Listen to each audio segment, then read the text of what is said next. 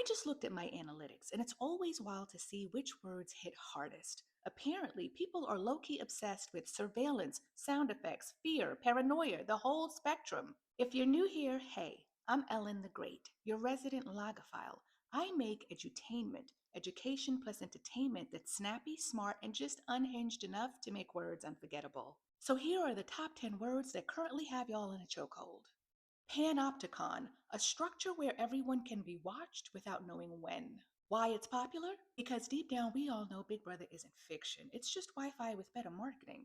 Onomatopoeia, a word that imitates the sound it describes. Why it's popular? Because people can't resist a word that sounds like playtime disguised as grammar.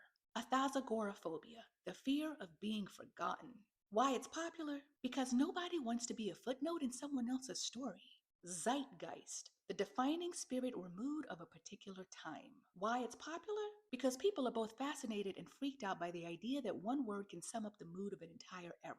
Ephemeral, lasting for a very short time. Why it's popular? Because everyone's unsettled by how fast moments fade. Kleptocracy, a government ran by thieves. Why it's popular? Because politics, enough said. Dystopia, an imagined society where everything is unpleasant or oppressive. Why it's popular? Because every time you turn on the news, you're like, oh, cool, we live here now. Hubris, excessive pride or arrogance. Why it's popular? Because the algorithm runs on hubris and caffeine. Polyglot, a person who speaks several languages. Why it's popular? Because everyone either wants to marry one or become one just to clap back in 5 different tongues. Atelophobia, the fear of not being good enough. Why it's popular? Because perfectionism is basically a full-time job we never applied for. So there you have it.